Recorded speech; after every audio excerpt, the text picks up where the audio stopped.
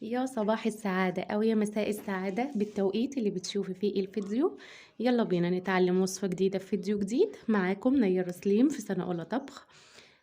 قبل ما نبدأ الفيديو بتاعنا النهاردة، عايزة أقول لكم إن انتوا وحشتوني جدا جدا جدا. أنا كنت مختفية الفترة اللي فاتت عشان كنت من شقة لشقة جديدة. النهاردة إن شاء الله هنعمل وصفة حلوة قوي لشهر رمضان الكريم. كل سنة وانتم طيبين، ربنا يعود عليكم الأيام بخير إن شاء الله. النهاردة إن شاء الله هنعمل مع بعض فراخ بالمرتة وصينية بطاطس بالصلصة ورز بالشعرية. طبعا الفراخ غلت جدا جدا والبط هكذا. كيلو الفراخ الأحمر بقى 130 جنيه. فربنا يرحمنا برحمته. تعالوا مع بعض يلا نبدأ الفيديو بتاعنا النهاردة. اول حاجه غسلين الفرخه كويس جدا ومصفيينها ونقعنا في المحلول بتاعنا الملح والليمون وشويه من الخل. لو حابه تحطي دقيق وتدوبيه تمام جدا، مفيش اي مشكله. اول حاجه هنعملها مع بعض البصل بتاعنا، احنا مجهزينه اهو. هنجيب الكبه بتاعتنا وهنبدا نضرب البصل بتاعنا في الكبه بالشكل ده كده. هنبدأ نحط البصل بتاعنا في الكبة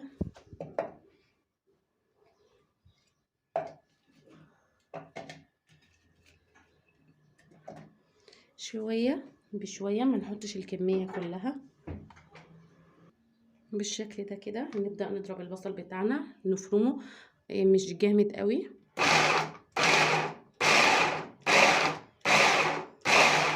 هفرمه وارجع لكم علشان وقت الفيديو. زي ما احنا شايفين اهو فرمت البصل بتاعي فرم خفيف. تعالوا نشوف مع بعض هنعمل ايه قبل ما نحط البصل على النار والمية والملح والفلفل والكمون عشان نعمل المرتة بتاعتنا. تعالوا مع بعض نسلق الفراخ. لسلق الفراخ طبعا مولعة على مية سخنة على البوتاجاز او من الكتل عادي جدا، مفيش اي مشكلة.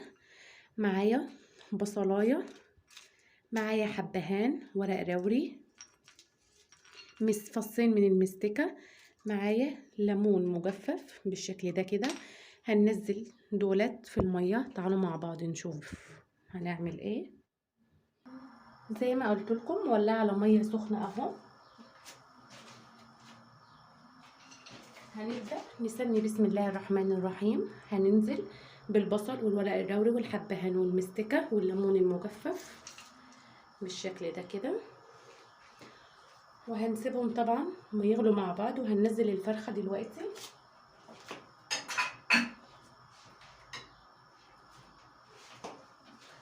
طبعا انا بفضل الفراخ الحمراء عن البيضة، طبعا مغسولة كويس جدا عشان هنحشيها مرتة، فانا سايباها سليمة زي ما هي كده. بسم الله الرحمن الرحيم. وهنسيبهم مع نفسهم يتسلقوا. تعالوا نشوف مع بعض هنعمل المرتة ازاي.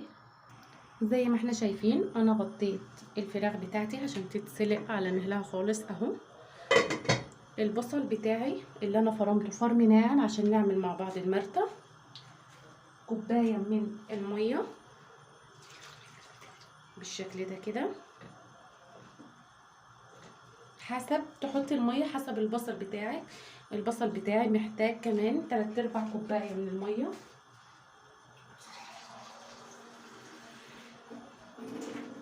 بالشكل ده كده. بسم الله الرحمن الرحيم. وهبدأ اسيبهم يغلوا مع بعض واحضر البهارات بتاعتي: ملح، فلفل، كمون. جبنا البهارات بتاعتنا. هنبدأ نحط الملح. طبعا الملح حسب رغبتك انتي، نظبطي الملح بتاعك حسب ما انتي بتحبي بالشكل ده كده. هنحط فلفل اسود وانا مش هكتر علشان بناتي. طبعا المرتة بتحب الكمون جدا بالشكل ده كده. وهقلبهم مع بعض. طبعا لو احتاجت تاني بهارات بعد ما تتشرب، انا بحب احط البهارات في الاول كده عشان تاخد التطعيمة الحلو قوي بالشكل الجميل ده كده، وهسيبهم مع بعض كده. الميه تنقص خالص من المرتة عشان المرتة بتاعتي تجهز.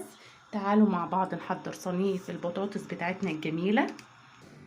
تعالوا مع بعض نعمل صينية البطاطس. اول حاجة هنعملها الثوم، البصل والفلفل الرومي. انا بحب احط فلفل رومي جدا في الاكل طبعا. وهنطلع البصل الحلقات بتاعته كده بالشكل الجميل ده كده.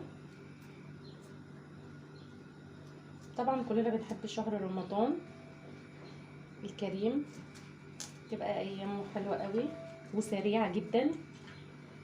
هنحط ملح برضو حسب الرغبه، حسب انت بتحبي الملح بقى الزياده كده. فلفل اسود ومش هكتر برضو.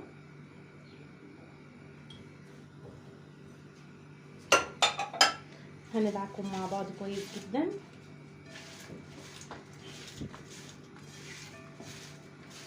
طبعا صلصه الطماطم اللي احنا كنا مجهزينها مع بعض قبل كده متسبكه، وهنعملها مع بعض ان شاء الله قبل رمضان طبعا. بس زي ما انتوا عارفين ان الطماطم غلت جدا. هنزل بشرايح البطاطس بتاعتي وابدا ادعكم مع بعض كويس جدا بالشكل الجميل ده كده. عايزين نعمل مع بعض صلصه الطماطم نسبكها، وان شاء الله يعني زي ما انتوا عارفين يعني البط غلا، فانا لسه هنزل اشوف. انا اصلا لسه ما جبتش مشتريات رمضان، فان شاء الله لما انزل كده واشوف الاسعار واجيب الحاجه طبعا هنعمل مع بعض فيديو واقول لكم الاسعار ايه والحاجه عامله ازاي. وهشوف برضو البط عامل كام واقول لكم بالشكل الجميل ده كده. دعكنا كله مع بعضه. هنبدا ننزل بالصلصه بتاعتنا المتسبكه اهو عليها كده، وهزودها شويه ميه واحطها على النار وهغطيها وهسيبها مع نفسها. تعالوا نشوف مع بعض المرتة والفراخ اخبارهم ايه. تعالوا نشوف الفراخ مع بعض.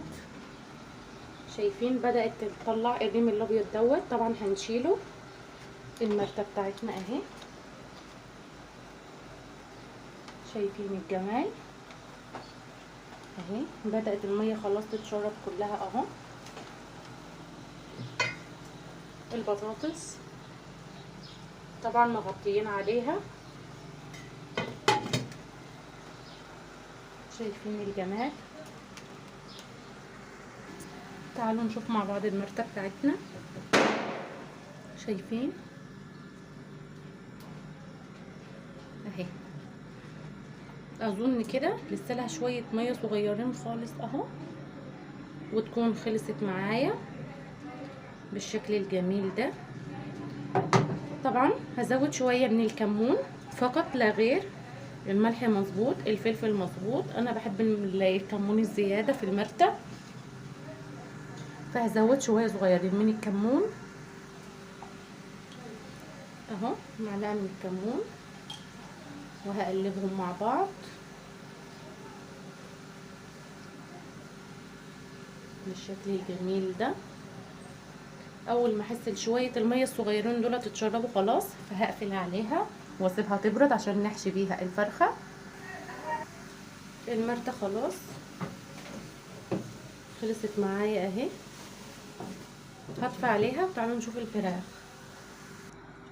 تعالوا نشوف الفراخ مع بعض. شايفين هنبدأ نغرس كده بالسكينة نشوفها استوت ولا لا من ناحية الصدر اهي. شايفين زي اهي. نقلبها كده نشوف مع بعض. بسم الله الرحمن الرحيم. شايفين اهي استوت معانا خلاص. وما ننساش برضو ان احنا هنحطها في الفرن عشان تاخد اللون اهي. شايفين نعمل كمان غرزة اهو. شايفين خلاص استوت معايا وبقت تمام التمام. تعالوا نشوف البطاطس. البطاطس اهي الصلصة بدأت ان هي تسيح. تعالوا نشوف مع بعض هنعمل ايه. البطاطس بتاعتنا اهي بعد ما الصلصة فكت معانا هي اصلا متسبكه، فانا مغطيه عليها اهو. الفراخ بتاعتي خلاص قفلت عليها، هطلعها عشان تبرد عشان اعرف احشيها من المرتة. البطاطس بتاعتي اهي بدأت تدخل في السوا. الريحة رهيبة يا جماعة، وريحة المرتة خطيرة. طبعا طول ما احنا في شهر رمضان طبعا الاكل بيكون مختلف، ده غير الفرحة اللي بنكون فيها بسبب الشهر الفضيل. الفراخ والبطاطس والمرتة ديت اختياري، يعني ممكن تعملوا بدل الفراخ بط اللي انتوا تحبوه، يعني اللي انتوا حابين تعملوه اعملوه، مفيش اي مشكلة. تعالوا نشوف مع بعض الفراخ بعد ما سبتها تتصفى عشان تبرد عشان احشيها مرتة. المرتة اهي انا سايباها تبرد، والفراخ هكذا تصفي الشوربة بتاعتها وسايباها تبرد عشان اعرف امسكها. شايفين البطاطس خلصت معايا خلاص. هسيبها بتاع 10 دقايق وبقفل عليها عشان نحطها تحت الشواية. تعالوا مع بعض نعمل الرز بالشعرية بتاعنا. حطينا الزيت، الشعرية بتاعتنا هننزل بيها لحد ما تاخد اللون الذهبي الحلو الجميل ده، وهنشوف مع بعض. هنفضل نقلب فيها كده لحد ما تاخد اللون الذهبي.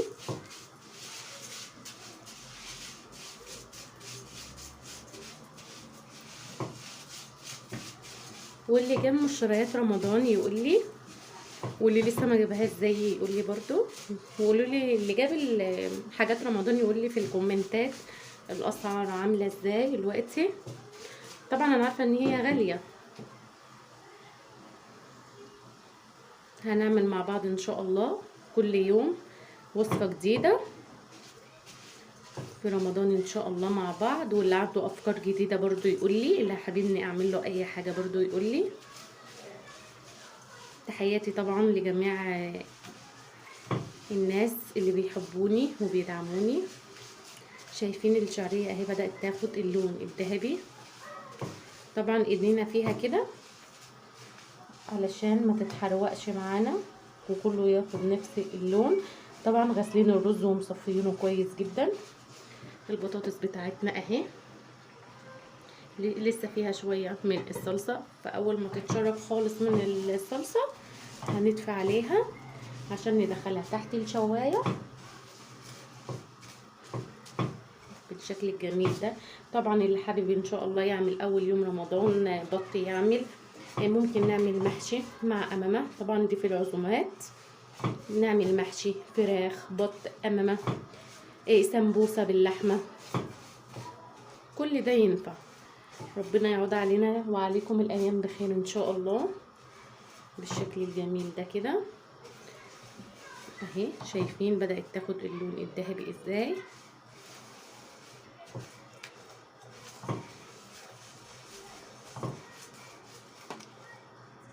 الرز اللي احنا غسلينه ومصفيينه هنبدأ ننزل على الشعرية.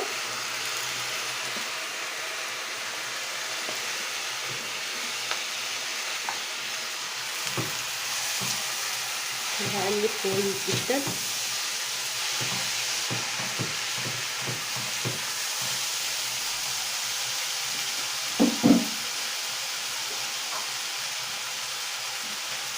طبعا ما ننساش الملح.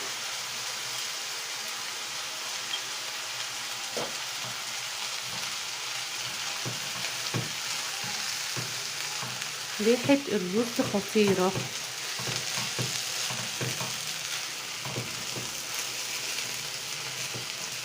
نحضر المية بتاعتنا. طبعا كل كوباية رز عليها كوباية من المية.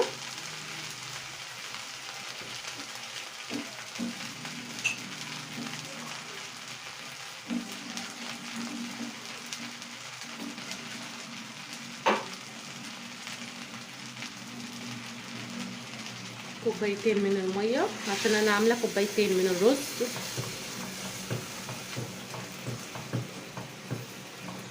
بالشكل الجميل ده كده، وهسيبهم يتشربوا مع بعض ونشوف هنعمل ايه. طبعا البطاطس بتاعتي خلاص خلصت معايا، هقفل عليها يا دوبك بس تحت الشوايه ساعة ما نبدأ، يعني أول يعني قبل 10 دقايق كده من الغدا، فنولع عليها تحت الشواية. تعالوا نشوف الرز. بسم الله الرحمن الرحيم. خلاص اتشرب معايا اهو.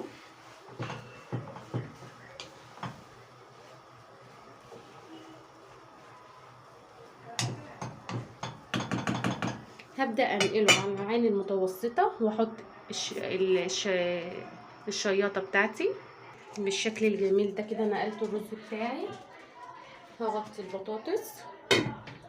تعالوا نشوف مع بعض هنعمل ايه. طبعا سيبنا الفرخة بتاعتنا بعد ما بردت تماما والمرتة برضو بردت. هنبدأ نحشي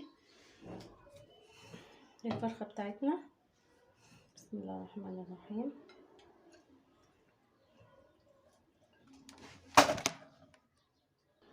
هنبدأ نحشيها. بسم الله الرحمن الرحيم.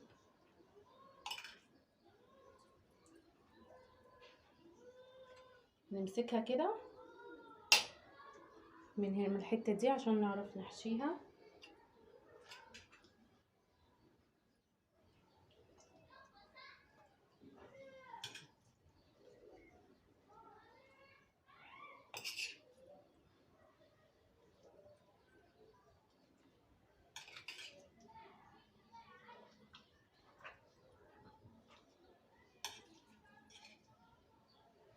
بالشكل ده كده.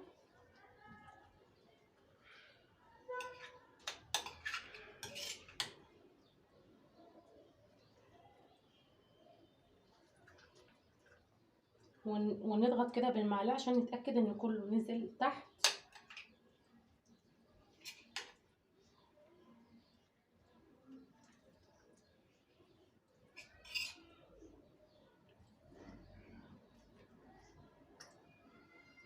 بس بقى كفاية كده عشان نعرف نقفلها.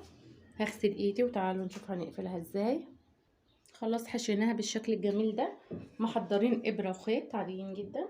هنبدأ ناخد كده ونخيط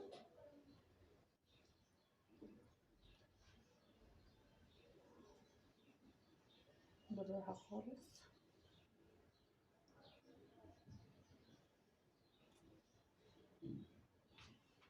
هخيطها وارجع لكم. تعالوا نعمل مع بعض الدهان اللي هندهن بيه الفرخة عشان تخش معانا الفرن.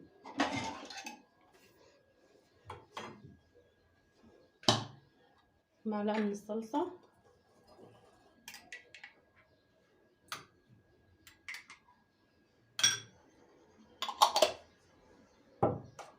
شوية من الملح برضو حسب رغبتك. شوية من الفلفل الأسود. نص ليمونة. لو عندك كاتشب حطي معلقة كاتشب. رشة من الزيت. وهقلبهم كويس جدا مع بعض. وهبدأ ادهن بيهم الفرخة. انا عايزه اقول لكم ان انا ما خيطتش الفرخه لان اصلا المرته مستويه والفراخ مستويه، فانا بس هدخلها في الفرن تاخد لون. طبعا اللي حابب يحط المرته قبل ما الفراخ تتسلق عادي جدا، مفيش اي مشكله. انا بحب احط المرته تغيير بعد ما اتسلقت تمام. تعالوا ندهنها مع بعض. بسم الله الرحمن الرحيم.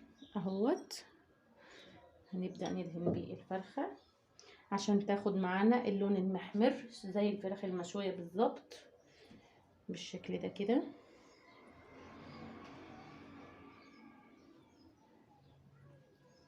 وهندخلها في صينيه وهنفتح عليها الشوايه بالشكل الجميل ده كده.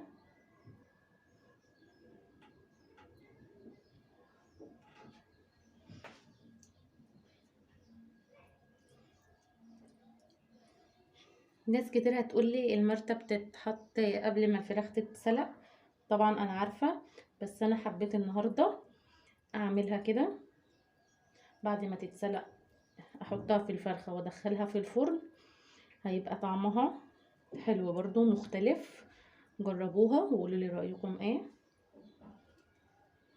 بالشكل الجميل ده كده. هنبدأ نعمل الفرخة على ظهرها كده عشان نبدأ ندهنها.